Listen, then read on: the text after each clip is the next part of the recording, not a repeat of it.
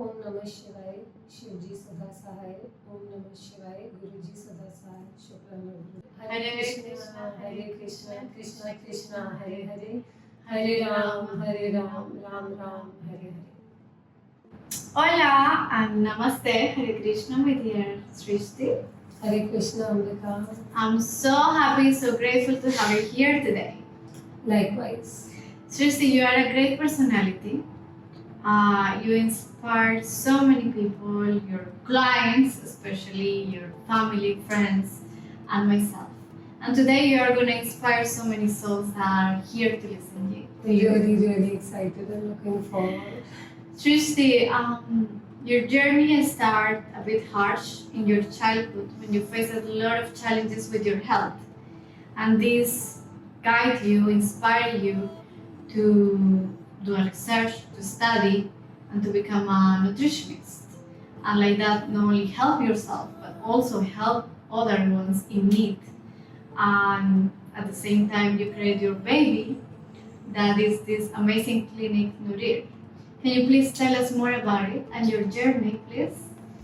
Yes, Ambika, firstly, thank you so much for having me here, because I've told you this before, but your energy is so calm and so inviting. You have incredible energy, I have Thank to you. say.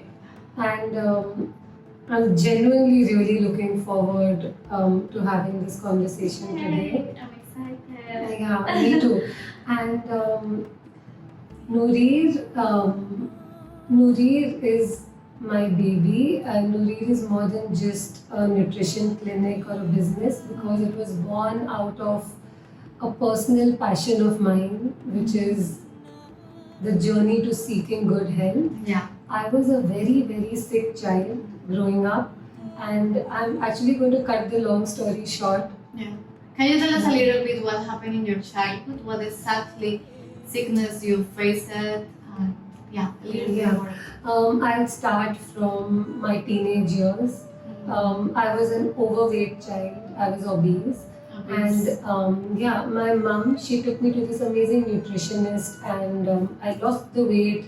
I was around 86 kilos at that time, and I had come down to 66 kgs. Wow, that's big, huge change. Yeah, and all of that was good. I was feeling great, but that weight loss, what it did to my head was a bit unfortunate, because I had newly entered college at that time, and I developed this really restrictive approach, and I started looking at food in terms of calories in and calories out. So you were like calculating everything what you were eating. Everything. Like too much. Everything. Like every calorie was counted. Food was no longer breakfast, lunch and dinner. Food was just energy in, energy out. How much do you burn? How much do you consume? Yeah, that's quite unhealthy at the same time. Unhealthy. And honestly, that was such a bad way to look at food. Now when I look in retrospect, I just feel so bad for that younger version of myself. And along the way, I developed many eating disorders. I remember at one point I had binge eating disorder, I had body dysmorphia, and honestly, Ambika, I was stuck in this vicious cycle. I would keep changing. I would go from one dietitian to the next, and I would lose the weight, I would gain the weight. I would lose the weight, I would gain the weight. So it was up and down, up and down. It was up and down. At the same time, you were feeling yourself like you were fat when you were not. When I wasn't. And also, I developed this unhealthy obsession with being thin and skinny, because as you can imagine, I'm a young girl. I've just entered college, and I'm getting validation based on how I look. Yeah. So I thought the skinnier I am, I like myself more. And I even remember in my room, I had a frame, and it had a quote that said, "Nothing tastes as good as being skinny feels." Oh my god, this is kind of really bad slogan to have in your room. And if I have to go back today, and if a young girl comes up to me today, I would have said that you replace the word skinny with strong.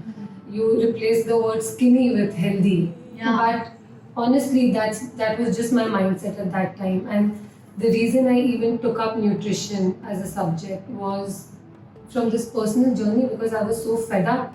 I was fed up of not knowing what to do. I didn't know how to maintain my weight. And every practitioner that I went to, they would just keep putting me on a diet and off the diet. Nobody really taught me how to eat in the long run so that one fine day I wouldn't need them anymore. So this personal journey leads me to take up nutrition. But even while I'm studying nutrition, I realized that everything that we were being taught was conventional nutrition. It was the same concept of calories in and calories out. And mind you, at that time, I'm at my peak of being unhealthy. Because this time, the weight has come back, but it has increased more than where I began. So I'm 100 kgs, I'm obese, and it's come with a host of health challenges. So I've been diagnosed with PCOS at this point. I have fatty liver. My thyroid panel is off That the was chart. after. So I've been yo-yoing.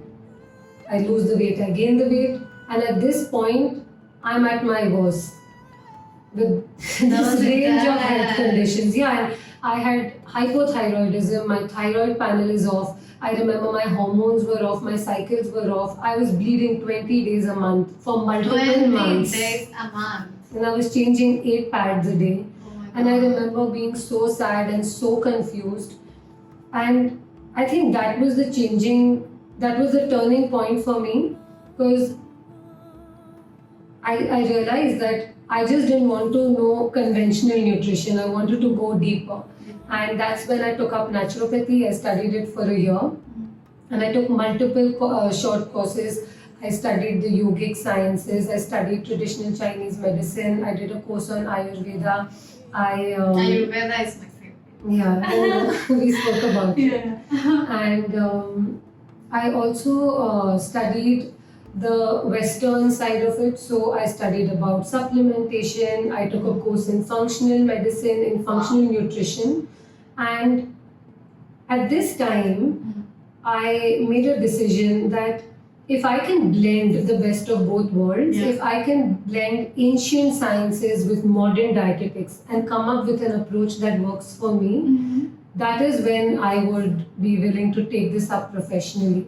And that's what happened. Wow.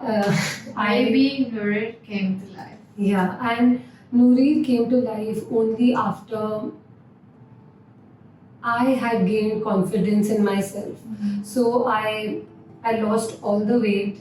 I was down to good 50 kgs in a healthy, sustainable way. I was not looking at food in terms of calories in, calories out anymore. I focused on eating good, real, wholesome meals. I worked on improving my relationship with food. The fatty liver was gone. My thyroid was normal. My prolactin, it was so high at one point that it was in the range for a healthy pregnant woman to have that high prolactin. And I remember when my blood test came after those few months, it was in range, and my period cycle had regularized.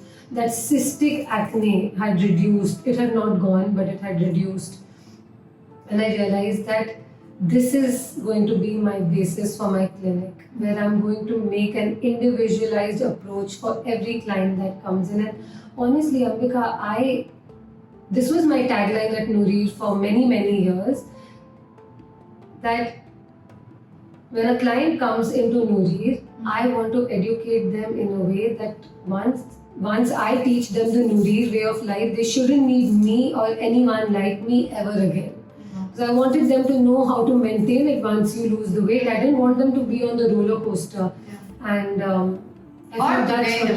or to gain it. Yeah. And I wanted, if I teach, say you're my client, and if I teach you the Nourir way of life, I wanted your entire family to be eating like that. So yeah, that's how Nourir was born. That's beautiful. It's a beautiful journey. It's out of experience and your desire to share at the same time. I know it's your work, but at the same time, it's like what we were talking the other day about Seva, also serving at the same time others, and not typical doctors that actually they're just giving you recipe or whatever and just come back.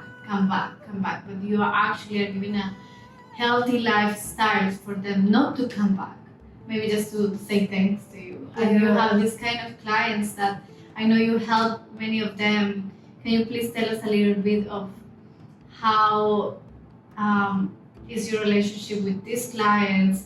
I know you told me that even you treat people with cancer, with thyroid, like obese, so many types of clients you have. Can you tell me a little bit of this journey also? Yes.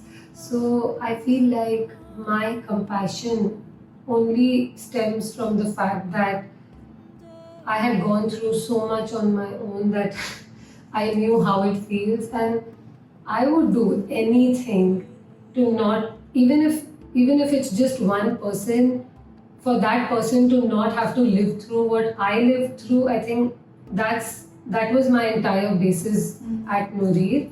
And honestly, I just simplified nutrition as much as possible. People would come in just so confused and so overwhelmed, and I remember some of my clients, they had gone to multiple places, and Nourir was their last resort.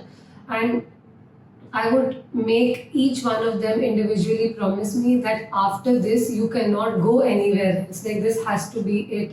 And honestly, if I just had to sum it up, I just simplified it a lot. Like, I remember for most of my thyroid clients, somebody suffering with hypothyroidism, I just got them off the hamster wheel of exercising to a point where they were burning themselves out. That would be the basis. Before I even went on to the food and the diet and all of that, my first question was, are you burnt out?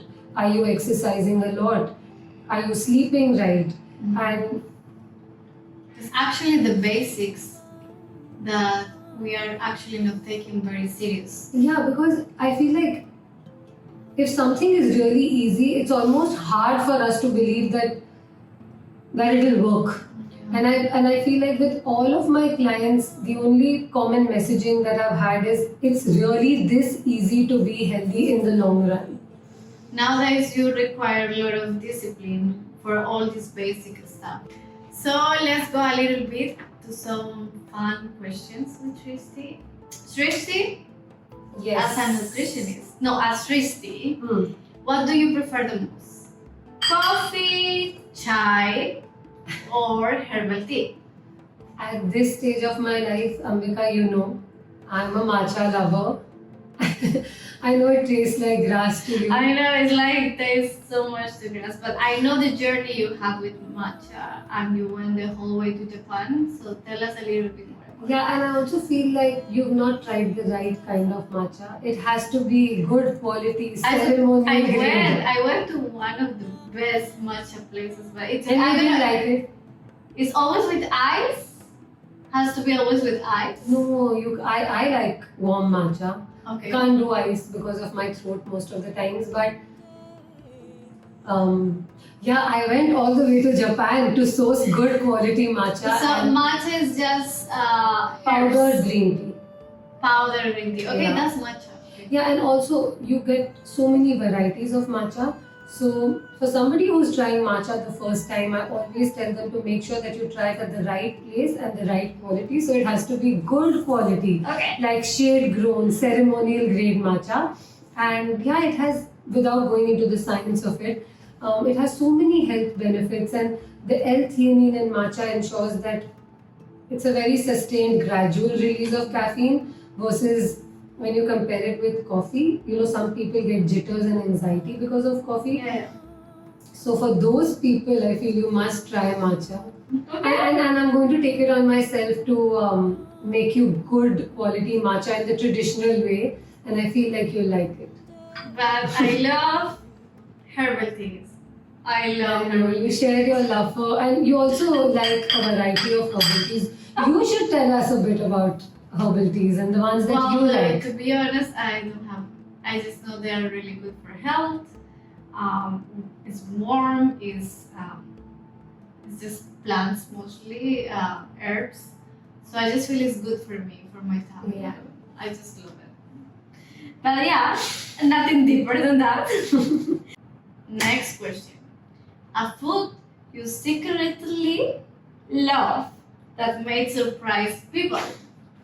I think everybody knows my love and obsession for dark chocolate, so that's not my secret liking. But my secret liking that does shock a lot of people is steamed vegetables, and I genuinely I love the taste of steamed vegetables. So all my friends know that if they're having me over, there's always a portion of some seasonal steamed vegetables on the side. Well, that's super Yeah. healthy. As a nutritionist, she's doing good. Okay, a home cooked meal or eating out? Any day home cooked, and if I make the meal, even better, because I love cooking. I love being in the kitchen. She has to invite me for a meal. Yes, Prosciutto. I think next week we have to do that. Okay, last fun question. Do you prefer reading or watching movie, Netflix, whatever? I think also because of the nature of my work, I just love learning and reading and researching. So I'll pick reading over Netflix. Good nutritionist. Guys? Okay.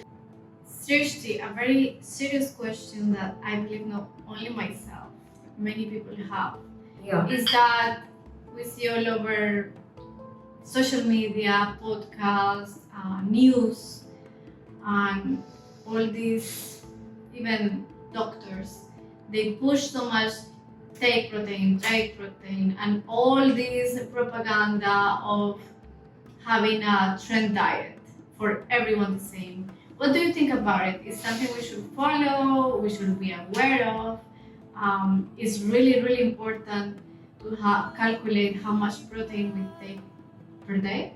Honestly, if I'm being totally honest, it's a bit disturbing because there are these experts that go on podcasts and push higher protein diets for a larger audience. So, before I even have this conversation, I'm going to preface it by saying that if somebody asks me that what is going to be the future of nutrition, I'm going to say bio-individuality, which means there is no one size fits all. It has to be personalized nutrition. So what will work for one person might not work for you, and what works for you today might not work for you another time in life. So when it comes to high protein diets, sure, it works very well on some people. But what about a majority of people who have disturbed guts, who cannot even digest basic foods? Now, honestly, anywhere I go now, the first question so many of my friends and family members ask me is that do I need to up the protein in my everyday diet? And without examining their lifestyle, without examining how their gut is doing, I would never answer that question. You could do higher protein diets if you have a very balanced gut microbiome, if consuming that protein is not causing any discomfort like no bloating, no gas, no acidity. But for the vast majority of people, I would say moderate protein is the way to go. And once you build resilience, you can slowly increase the amount of protein. But in my approach at Nourir, I would never give more importance to any one macronutrient. So, protein, carbohydrate, and fat, all three are equally important because today protein is the hero, tomorrow protein might be the villain, and then after a few years, protein will be the hero again. So, you do what works for your body, and just because everybody is saying up the protein, don't go crazy on it. Because I've had clients, like I was telling you, before I took that mini sabbatical, I remember one of the last clients that I had increased the protein in his diet to 6 egg whites every 2 hours, and so much boiled chicken at one time, and so much dals and pulses, and the carbohydrate to protein ratio was completely off.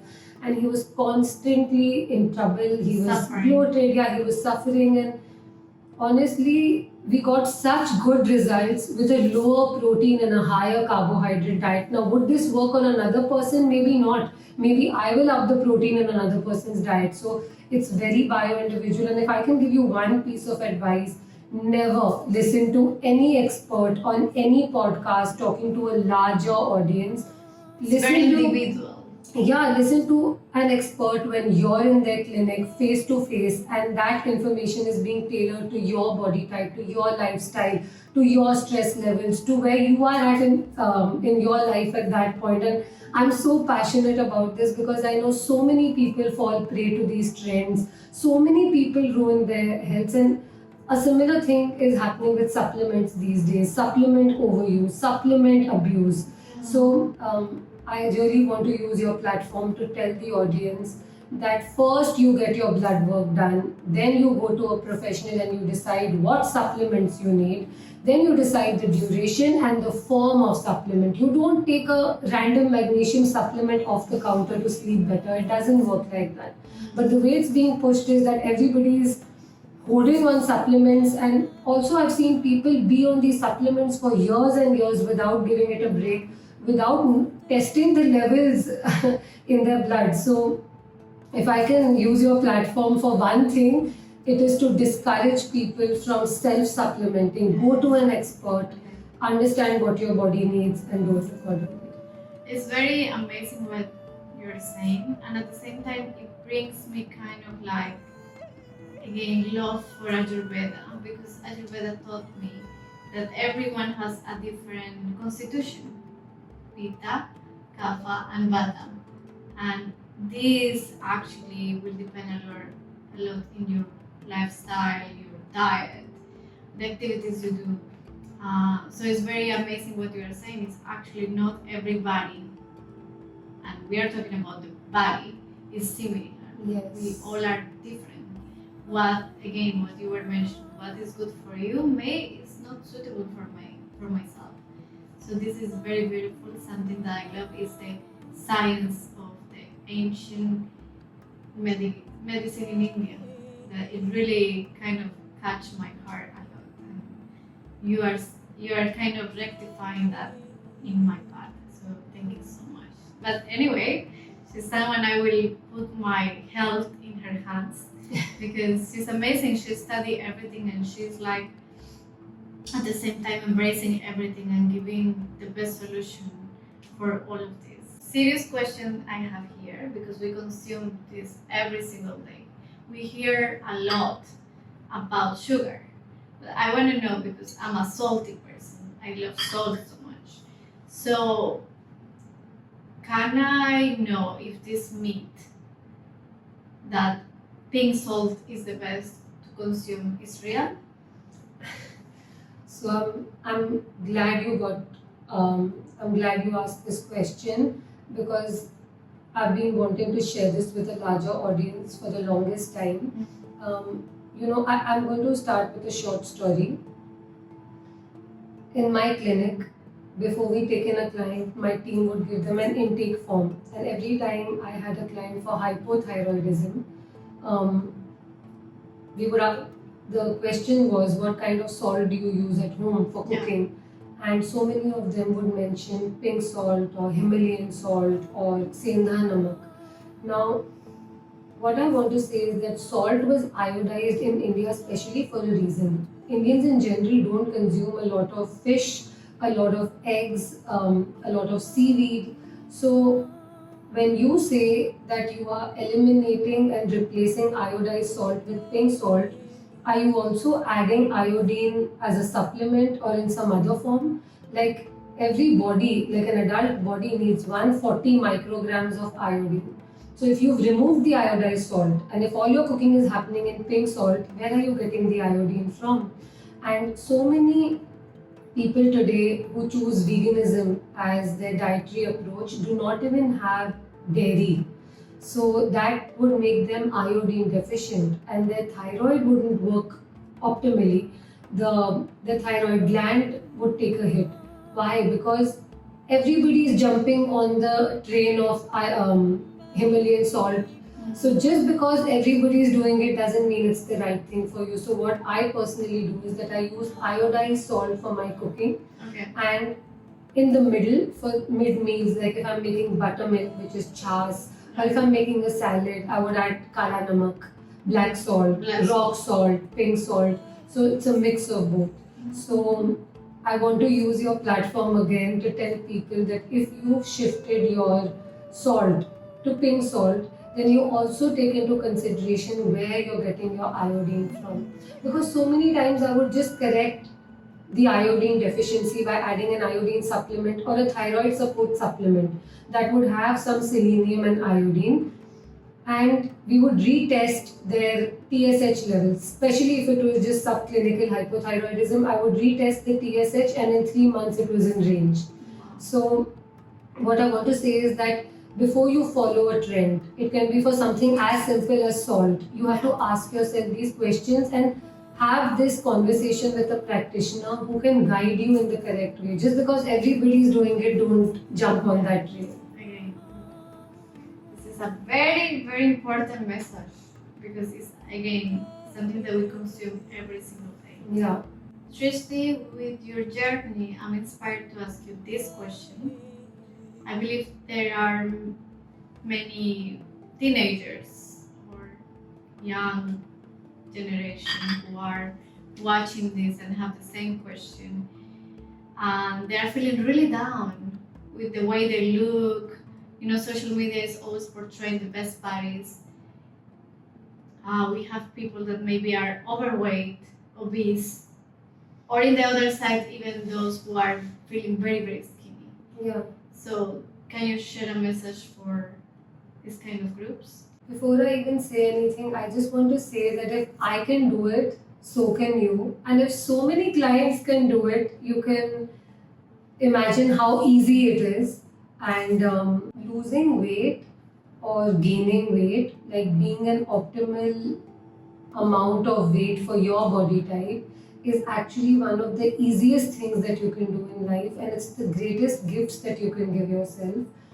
So before I even tell you how, I just want to say that you should have that positive thought in your mind, that positive outlook that hey, it's easy and I can do it, and if so many people have done it, I'm sure I can do it. And honestly, Ambika, this is the reason that I'm really vulnerable and I share my journey so openly, because I really want people to know that we're all the same, we're all imperfect, and if I can do it, so can you. I'm exactly the way you are. Yeah. So it's very easy to do, it's not complicated, it doesn't require a million supplements, it just requires you to go back to the basics, and the basics being, how are you sleeping? Are you sleeping enough? Are you eating well? And are you exercising? Now, exercise doesn't mean that you run and get a gym membership. Exercise just means having some form of movement. Some form of movement. If you like walking, you walk. If you like dancing like you do, you dance. If you like stretching and doing some yoga under a certified practitioner so that you don't injure yourself.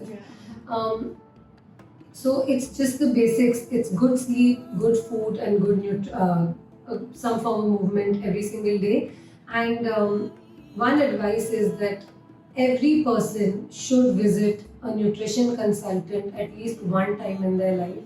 Because I feel like we are taught history, maths, science, geography in school, but the basic skill, what we do multiple times a day, what to eat, how much to eat, what to avoid, what to balance, this is not taught. Yeah. So somebody who can just teach you and guide you initially is one thing that I would recommend every person to do. You need a Srishti in your life to balance all. Srishti, you've been invited to so many podcasts, huge ones. We won't say the names, but you've been rejecting all of them. You've been invited also to promote huge brands. Again, you rejected many of them. Can you tell me why?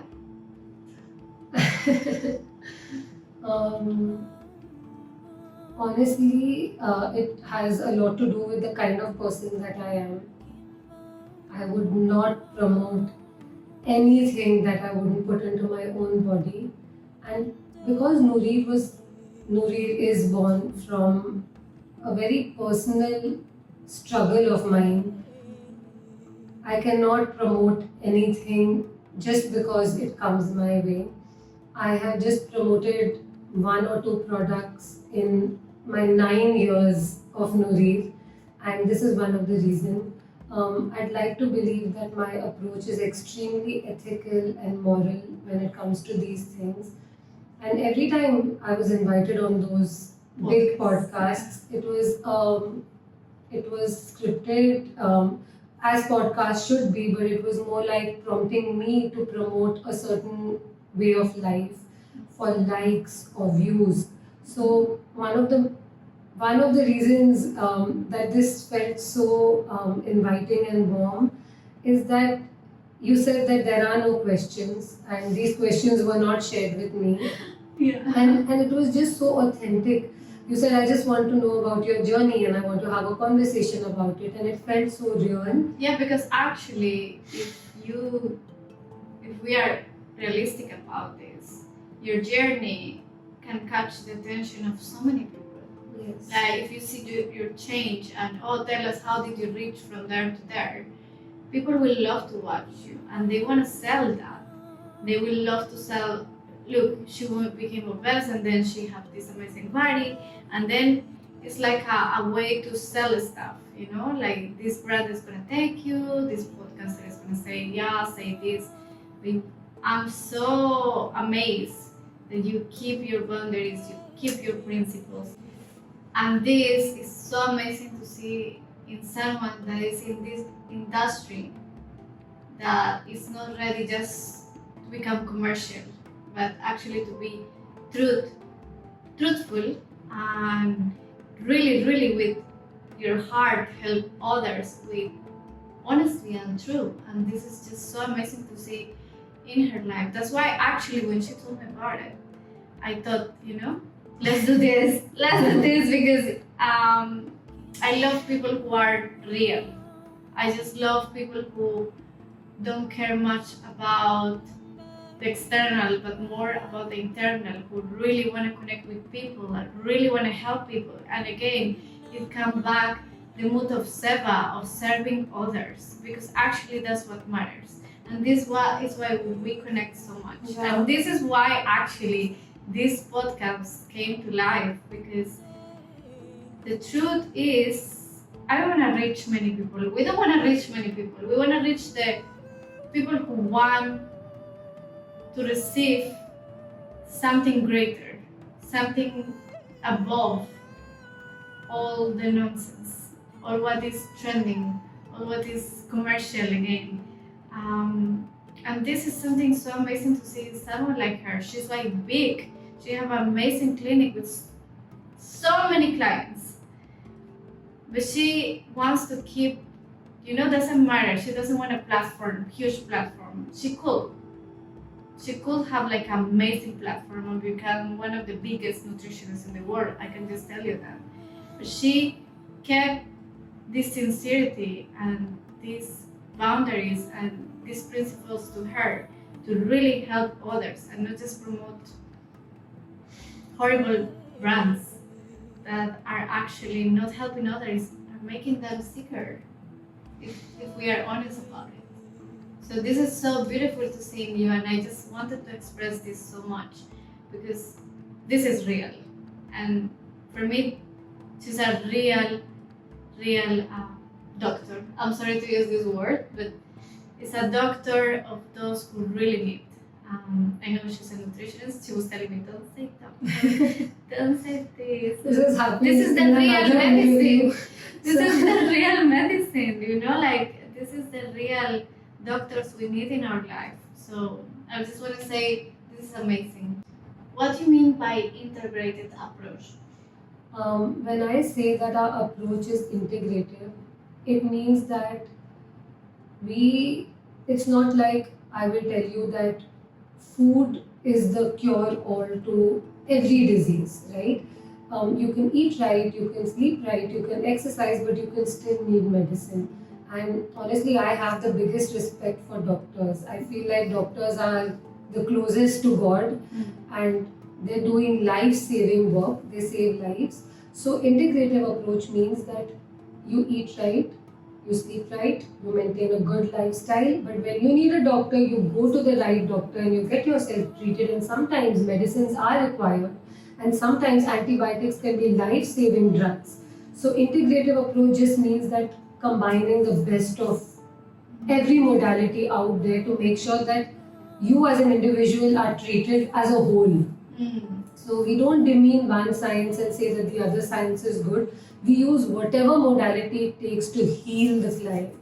And I feel that everybody should be open to all perspectives when it comes to healing. Yeah. And no one method is superior and one is inferior, because we see so many practitioners today really say that you can heal yourself and you don't need to go to a doctor, and if you're on this medicine, get off it.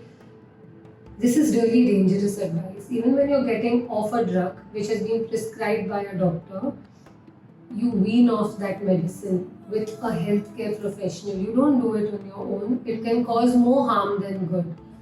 So, yeah.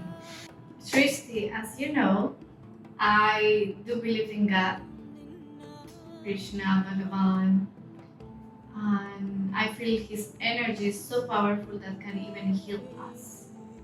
You, as the science point of view, as a nutritionist, do you believe in this power of God? Yes, I do. And honestly, I come from a very religious family. Growing up, we went to the mandir regularly and we had pujas and havans and idol worship, and I loved that aspect of growing up religious. But as the years went by, I realized that my faith came from a very fear-based place and not a very love-based faith, which is, I had a few turning points in my life, and that's a podcast for another time. That's a conversation for another podcast. But I'd like to say that I found God again, but now I know better, so I will say God found me. And the Well, day maybe God was always there. God was always there, and I realized God. The day Guruji walked into my life, and yeah, long answer short, I believe that there is a higher power. You call it Krishnaji, I can call it Guruji, some people can call it universe, some people just call energy. Whatever you believe in, there is something at play larger than us mortals, and yeah, that is God to me. Going deeper in the spiritual topic, you share with me some experiences that you had in your life with your clients, especially, that really help you to awaken that trust, that love, that belief in God, in the supreme energy. Can you tell us and share a little bit about it? Yes, I had this really profound experience. We'll not take names. So I had a client. He is one of the leading cardiologists of One our of the time, best. and he suffered a heart attack. And when he came to me to rectify his nutrition and exercise and lifestyle, I realized that whatever he was doing was so close to perfect. He's a runner. There was not much I could even modify in his food habits and the supplements that he was taking. And I remember having this conversation with him that sometimes people blame it on a genetic predisposition. And he had no genetic predisposition to any heart condition whatsoever from either side of the family. And when you say, was he stressed? No, because he has a very loving, beautiful family, and he regularly engaged in stress reducing activities. He used to meditate, he would go on retreats. In fact, the same practitioner that taught me Reiki is his Reiki teacher. So he was a very spiritual person, stress managed really well. And when we both sat across the table at my clinic, I still remember we just had one question. And he's much senior to me, even in age. And you're like, you wonder, like, how can this happen to someone who does everything so perfectly? And that's when you realize that to the best of us, even if you're doing everything right, there is something larger at play. And when you accept this as the will of God, you just come out of it with a more positive mindset, because when you're religious and you have faith that God or the universe or something larger than me is taking care of me, you know that you're going to be okay. And obviously, when you eat right, when you sleep right, the recovery is so much quicker. So yeah, that was one very deep, like that event shook me, and it made me realize that there is something larger and God does exist. And his recovery was so beautiful, by the way. He's absolutely healthy now. He runs, and He even connect with God deeper. I believe. deeper, yeah. And I think for both of us, because he didn't believe in the existence of God. And when we had a conversation, I feel like more than diet and exercise and lifestyle, that conversation shook me to my core. And that's what made me believe in God even more than It's very I used to. inspiring to see that, because there is two ways. Either you find, because it's a hygienic, it's a cardiovascular doctor, right? Yes. Suffering from heart attack, having a super clean life. But it's completely ironic that this may happen, and you can take two paths. Either you just go in fully frustration and don't understand why you're helping others in that topic, especially, and you are having that. Or either you understand, as you mentioned, like it's a higher power, and we are not actually the controller at all of what's happening, but we are putting ourselves in the hands of the super controller that is God. And this is such a beautiful way to see that, and amazing to see someone like him and like you in this science world that sometimes try to deny the power of God and believe they are the controllers and believe they are the man-made of all. But when you really surrender and understand that super powerful energy, actually you are grateful for that journey that came to your life to become aware of that energy. So it's just very beautiful to see that. Yes. Now, going back to your personal journey, what, Srishti, you experienced that really connect you with God? Yes. So I got diagnosed with COVID last year when I was in Dubai, and I was given an antibiotic. And I'm going to cut the long story short again. I basically got a reaction to the antibiotic. It didn't suit me. There were many side effects.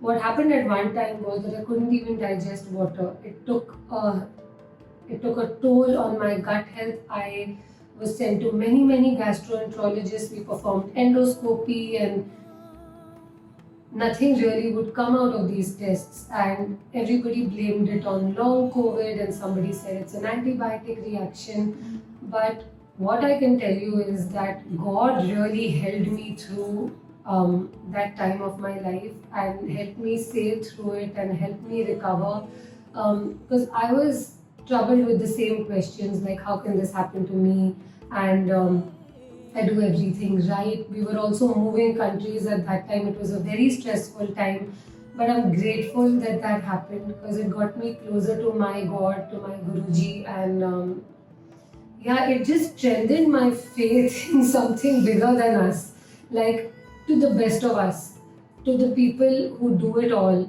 who eat right, sleep right, exercise right. If there is something that is beyond your control, you just accept it, and you have so much faith in your creator, and you know that it's just a phase, and like all storms, the storm passes and there is a happy side.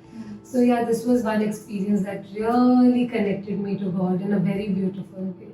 Trish, it's very funny, all these two stories and many more that you have, that how you encounter the divine in between all these experiences, that, like getting sick while you are giving cure to others. And it brings me kind of like a reminder, one astrologer kind of told me, like, in my chart, it shows that I was going to be very sick always. I have that karma, and that was one of the reasons I came here. And he mentioned to me, very serious, that for me not to be sick, I should help others to not be sick. So it kind of like gave me, I mean, I understand it's a higher power first and all, but it kind of gave me like the circle of life of your dharma, like what you are meant to do in this world, you know? Like, for example, of course, I'm not a scientific nutritionist or doctor like all of you, but kind of like how I'm helping people is with yoga and meditation and these kind of practices that help people. But it's kind of like the dharma we have in this life that God is giving us. Yes. And maybe this, what you experience, what the doctor experienced, is kind of like a reminder there is something bigger behind. Yes. And yeah, we are following our dharma, but don't forget about the main creator. source, exactly the creator, Yes. the real engineer behind everything. So it's just bring my That's awareness. a beautiful thought, and that makes complete sense. Yeah, it's beautiful to connect all, you know, Yes. like it's kind of beautiful to hear all your experience. Thank you so much. And another question I have is, sometimes the mind can be very powerful. Many people type in Google, hey Google, I'm having pain in my tummy, or I feel dizzy, and immediately we receive all these like Symptoms. very negative symptoms, and actually maybe we don't have the symptoms, but because we put in our mind, it can happen. Yes. How powerful is the mindset looking in the health wise? Ambika, what's actually on a very serious rise now is health anxiety. So you can say my head is paining and Google is somehow related to a cancer or a bigger condition. And also with the information overload that we have today, I don't think that our brains or a common man who doesn't have a base in medicine or nutrition or science for that matter, I don't think that brain can handle that information overload, which leads to a lot of health anxiety and speculating the worst case scenarios. So I feel the missing piece of the puzzle for me in my healing journey was always the mind. And your mind is one of the most powerful tools that determines how fast and how well you heal. So before you even begin a protocol, I feel you must strengthen your mind and look at the positive things in life. Develop and inculcate an attitude of gratitude, because that is the highest frequency in the universe. And with all of this new research on the vagus nerve, on balancing your nervous system, on being in rest and digest, as opposed to always being go, being in the hustle culture. It's so important that you take some time for yourself to sit, ground yourself, center your mind, and I feel like the mind is actually the base of your entire life. So yeah, the mind is the most important piece in my opinion. So you feel like if we